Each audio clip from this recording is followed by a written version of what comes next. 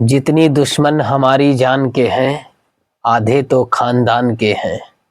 इतना ऊंचा तो तुम नहीं उड़ते, जितने चर्चे तेरे उड़ान के हैं।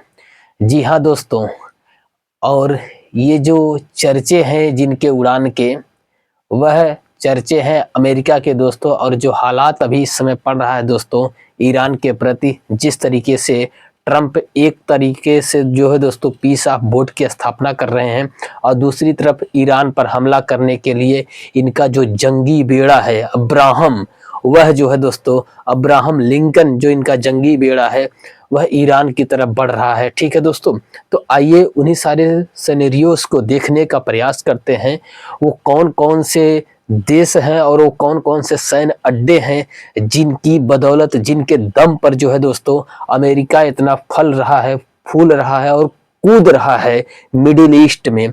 तो उन्हीं सब चीजों को देखने का प्रयास करते हैं दोस्तों। अगर आपके पास टाइम नहीं है तो हमने थंबनेल पर ईरान का नक्शा बनाया है, और ईरान के नक्शे के तहत अमेरिका के जो भी सैनिक अड्डे हैं, जो भी एयरबेस हैं, उन सारे एयरबेस को हमने मेंशन किया है दोस्तों। आप देखिएगा, एक देश भी, एक पड़ोसी देश भी इस तरीके की रेकी करके सैन्य बेस भी अपने पड़ोसी देश के खिलाफ नहीं बनाता है। जिस तरीके का माहौल जो है, डोनाल्ड ट्रंप अमेरिका का जो राष्ट्रपति है, उसने पूरा का पूरा ईरान को चारों तरफ से घेर लिया है दोस्तों। और उस चारों तरफ को घेरने में अमेरिका का कोई भूभाग नहीं है। वहां पर यही मुस्लिम कंट्रीज हैं। तो उन्हीं सब चीजों को आज हम डिकोड करने का प्रयास करेंगे दोस्तों। चलिए दोस्तों, वीडियो को पूरा शुरू करते हैं, तब आपको सारी चीजें समझ में आएंगी। और यह भी समझेंगे का आप इस वीडियो में कि ईरान फिर भी घुटने नहीं टेक रहा है। वह आखिरी जंग तक भी, अपने आखिरी सांस तक, जो अली खामनेई हैं, उनके जो राष्ट्रपिता कहें, ठीक है, इस समय ईरान के, या धार्मिक गुरु कहें, या कहें जो उनके सुप्रीम लीडर हैं अली खामनेई, वह पूरी शिद्दत के साथ, पूरे जज्बे के साथ और जुनून के साथ और पूरी मुस्तैदी के साथ आज भी वैसे ही एक यंग स्टार की तरह जो है दोस्तों डटे हैं। आखिरी प्रहार तक वो लड़ रहे हैं दोस्तों। तो चलिए आज हम इन्हीं सब चीजों को समझने का प्रयास करेंगे, और ये भी देखेंगे कि क्या वो मेन कारण रहा कि जिसकी वजह से डोनाल्ड ट्रंप जो है अब ईरान की तरफ अपनी शक्ति दिखाने का प्रयास कर रहे हैं। सैन्य कार्रवाई करेंगे दोस्तों, ये कन्फर्म है डोनाल्ड ट्रंप। ठीक है दोस्तों, इन्हीं सब चीजों को देखने का प्रयास करते हैं, और ये भी बताने का प्रयास करेंगे वो कौन कौन से देश हैं जो अमेरिका को पूरी तरीके से मदद कर रहे हैं। ठीक है दोस्तों, तो चलिए वीडियो को पूरा देखिएगा दोस्तों। मेरा नाम है श्रवण कुमार और आप देख रहे हैं ग्राउंड हिस्ट्री इंडिया चैनल। आप लोगों के मध्य बेहतरीन वीडियो रखने का प्रयास करते हैं दोस्तों। कभी हम नए नए क्रिएटर हैं, थोड़ा सा आप मदद, ठीक है, लाइक और सब्सक्राइब करिएगा तो ज्यादा फेथफुल रहेगा। ठीक है दोस्तों, चलिए अब समझने का प्रयास करते हैं दोस्तों। दरअसल आप समझिए, सबसे पहले सीधा टू द पॉइंट बात करते हैं दोस्तों, ठीक है, और आप जो जानकारी चाहते हैं सिर्फ उसे ही बताने का प्रयास करें। जैसे सऊदी अरब को देख लीजिए, दुबई को देख लीजिए, कतर को देख लीजिए, ओमान को देख लीजिए, जॉर्डन को देख लीजिए। ठीक है दोस्तों, जैसे तुर्की, ईरान, कुवैत, जॉर्डन, सऊदी अरब, ओमान, दुबई, ये वो कंट्री है दोस्तों, एक प्रकार से कहें ये लोग कहीं ना कहीं अमेरिका के प्रति लायल हैं। अब आप कहेंगे सर आप ऐसा क्यों बता रहे हैं, दुबई में तो हम लोग, बहुत से लोग, भारतीय भी लोग दुबई में रहते हैं, ठीक है, सऊदी अरब में रहते हैं, तुर्की में रहते हैं, कुवैत में रहते हैं, जॉर्डन में रहते हैं, संयुक्त अरब अमीरात, वही दुबई हो गया दोस्तों, सऊदी अरब में रहते हैं। तो ये लोग अमेरिका के प्रति लायल हैं। अरे भाई, अमेरिका के प्रति लायल ऐसे हैं, समझ जाइए, भारत कोई एयर बेस बनाने के लिए अमेरिका को जगह नहीं दिया है। ठीक है, और आप मैप देखिएगा, उसमें जैसे तुर्की में 2 सैन्य हवाई अड्डा है, ठीक है, एयर बेस है जहां से लड़ाकू विमान उड़ते हैं। तुर्की में, देश तुर्की है, ठीक है, सैन्य अड्डा किसका बना है, अमेरिका का। लॉयल्टी किसकी हो गई, अमेरिका की। ठीक है, इराक में 3 सैन्य अड्डा है, एयरबेस है जहां से लड़ाकू विमान उड़ते हैं। देश इराक का, सैन्य अड्डा अमेरिका का। ठीक है, तो तुर्की में 2, इराक में 3। ये एथेंटिक डेटा है दोस्तों, वो जो मैप में आप हमारे देखेंगे वही सब मिलेगा उसमें। ठीक है, कुवैत में 1 है, ठीक, छोटा सा देश है, कुवैत में 1 है, जॉर्डन में 1 है, सऊदी अरब में 5 एयरबेस है, सैन्य हवाई अड्डा 5 है जहां से लड़ाकू विमान उड़ सकते हैं। अब सोचिए, ओमान में 3 है, यूएई यानी सऊदी दुबई जिसे कहा जाता है यूएई, संयुक्त अरब अमीरात, वहां पर 1 है। ये वो देश है दोस्तों जो अमेरिका के प्रति लॉयल है। अमेरिका को कहते हैं कि आप हाँ यहां से सैन्य हवाई अड्डा भरिए, जाकर के ईरान को मारिए। अरे भैया, आज वो ईरान के लिए आपके जगह को यूज करेगा, आपके मुस्लिम देश को यूज करेगा, कल का आपको भी यूज करेगा। ठीक है, तो ये जो तुर्की है, इराक है, कुवैत है, जॉर्डन है, सऊदी अरब है, ओमान है, यूएई, यहाँ पर एयरबेस है, सैन्य हवाई अड्डे हैं, जो पूरी तरीके से कहीं ना कहीं बॉर्डर किसके साथ शेयर करते हैं दोस्तों? पूरी तरीके से ईरान के साथ शेयर करते हैं। यानी अगर ईरान जरा सा भी मिसाइल दागने का प्रयास किया और अमेरिका अगर जरा सा भी एक्टिव हुआ, तो इन देशों के जो एयरबेस है, यहां से लाखों विमान उड़ेंगे और बमबारी, न्यूक्लियर वेपन्स, जो भी उन्हें हथियार मारना होगा ईरान में, वो लोग अच्छे से मार सकते हैं। एक चीज, नेवल यानी नेवी की जो सैन्य क्षमता है, ये तो ठीक है, ये तो एयरबेस थे जहां से लड़ाकू विमान उड़ते हैं। नेवी जहां पे बनाया गया है जिस देश में, वो है ओमान में 1 है नेवी, संयुक्त अरब यानी सऊदी अरब में 3 है, दुबई में 2 है, जॉर्डन में 1 है। यानी यहां से इनकी जो नौसैनिक है वो कमांडिंग की जाती है अमेरिका की। सोचिए, देश ओमान है, सऊदी अरब है, दुबई है, जॉर्डन है। जॉर्डन में 1 है, दुबई में 2 है और सऊदी अरब में 3 है, ओमान में 1 है। यानी इतने जो है दोस्तों नौसैनिक अड्डे हैं। ठीक है दोस्तों, अब सोचिए जहां से जो जल सेना है वो नियंत्रण करती है। तो ये वो चीजें हैं दोस्तों, और इसके बीच सबसे जो बड़ा मेजर इंपैक्ट क्या पड़ा? ठीक है, ये वही दोस्त, यही वो जयचंद है दोस्तों, जैसे तुर्की, इराक, कुवैत, जॉर्डन, सऊदी अरब, ओमान, यूएई, ये लोग वही जयचंद वाली कंडीशन है इनका। इन्हीं के दम पे, इन्हीं के सरफिरस्ती में अमेरिका कूदता है। ठीक है दोस्तों, एक प्रकार से ये लोग एक्सटेंडेड अमेरिका की तरह काम करते हैं, एज इट इज, जैसे इजराइल की तरह। ठीक है, ये लोग करके, क्योंकि इजराइल के खिलाफ ना तो इराक जाएगा, ना तो कुवैत जाएगा, ना तो जॉर्डन जाएगा, ना तो सऊदी अरब जाएगा, ना तो ओमान जाएगा, ना तो दुबई जाएगा। ठीक है, ये अपने आप में होंगे पैसे वाले, लेकिन ईमान इन लोगों के पास नहीं है दोस्तों। जैसे कहते हैं ना कि मुसलमान होने के लिए मुसल्लम प्लस इमाम होना चाहिए आपके पास, आपका इरादा नेक होना चाहिए। ठीक है, इन लोगों के पास भले पैसा है, सब कुछ है, लेकिन इरादे नेक इनके नहीं है दोस्तों।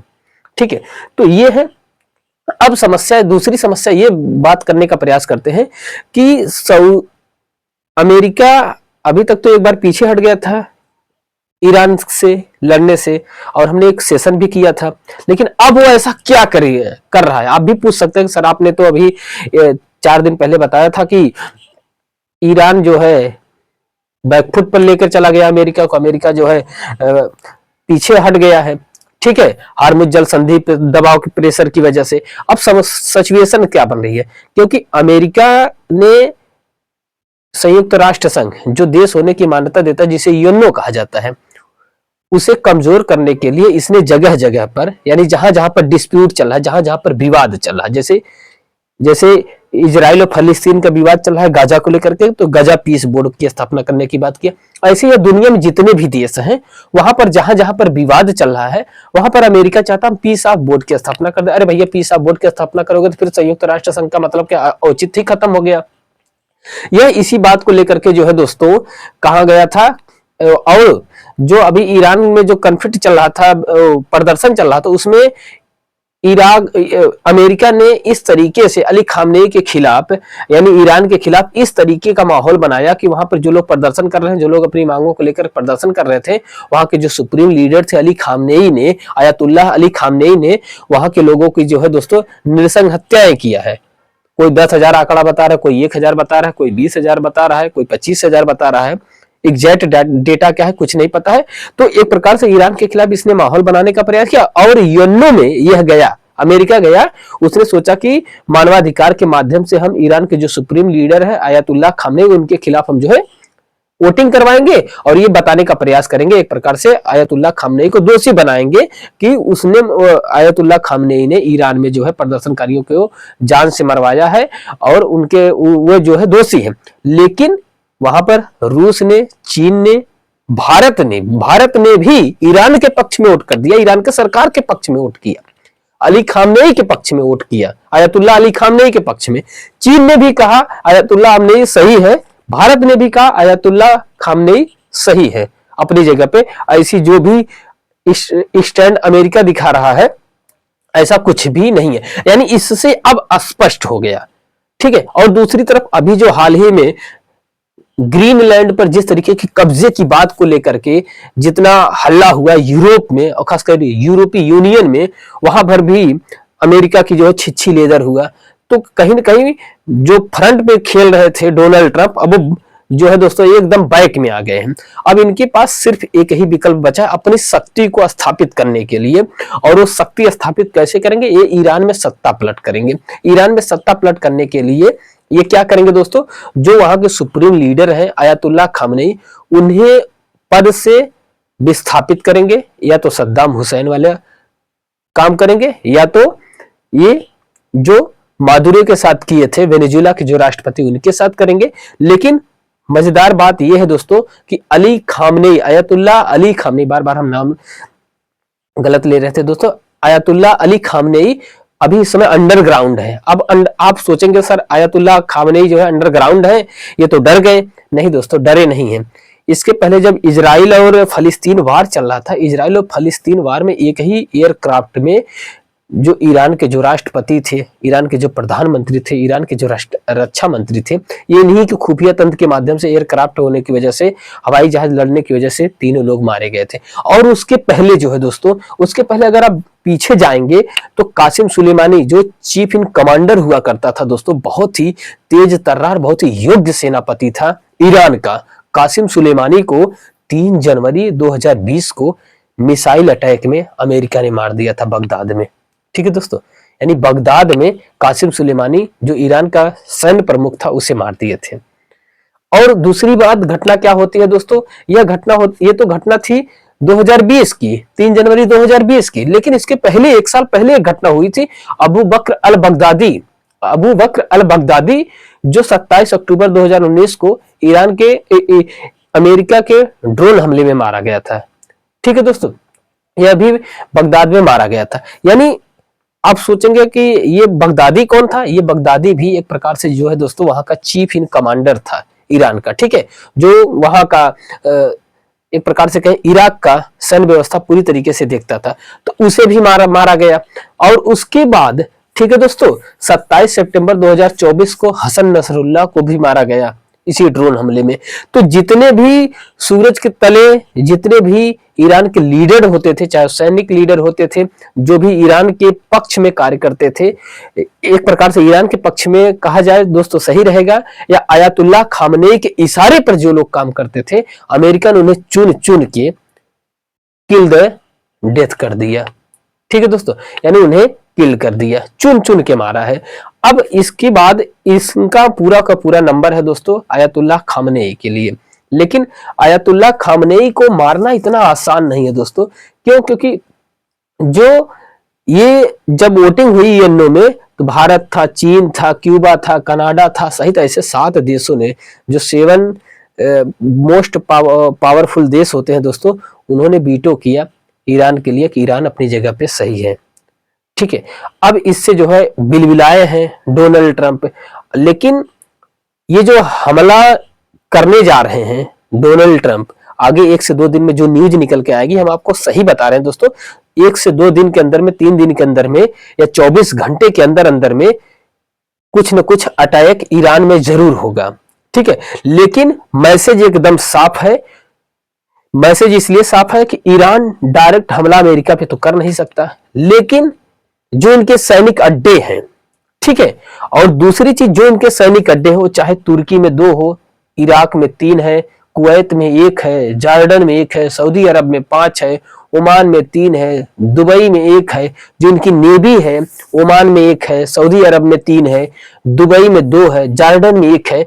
तो इन देशों के, जो सऊदी अरब है, ओमान है, दुबई है, ठीक है, दुबई है, कुवैत है, जॉर्डन है, इराक है, तुर्की है, इन देशों को डर इसलिए है कि अगर यह स्ट्रक्चर टूटा, अगर कहीं ईरान ने इस स्ट्रक्चर को तोड़ दिया, मान लेते हैं चीन ने मदद कर दिया, रसिया ने मदद कर दिया, और रसिया और चीन की मदद से ईरान कहीं अमेरिका के ये जो मिडिल ईस्ट देश में, चाहे सऊदी अरब हो, दुबई हो, कुवैत हो, जॉर्डन हो, तुर्की हो, इनमें जो सैनिक अड्डे बनाए हैं, अगर किसी तरीके से नुकसान पहुंचाया और इनके इस स्ट्रक्चर को तोड़ा कौन, ईरान ने, तो फिर इन देशों में जो रिवॉल्यूशन होगा उसका पूरा का पूरा क्रेडिट, पूरा का पूरा क्रेज जो है किसको मिलेगा, ईरान को मिलेगा।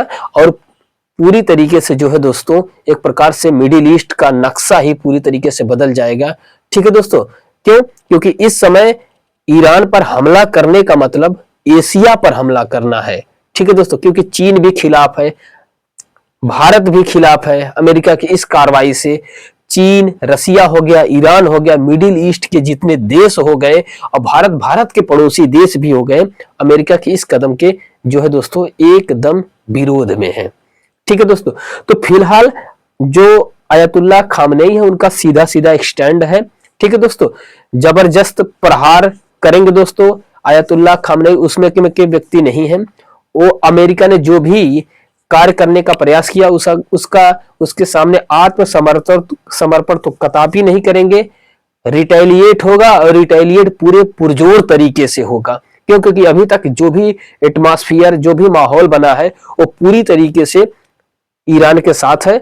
और आप लोग यही दुआ करिए कि जितनी जल्द हो सके यूरोपीय यूनियन भी अगर ईरान के साथ आया तो कल एक बात तो मान के चलिए दोस्तों कि मिडिल ईस्ट से पूरी तरीके से अमेरिका का खात्मा भी हो जाएगा।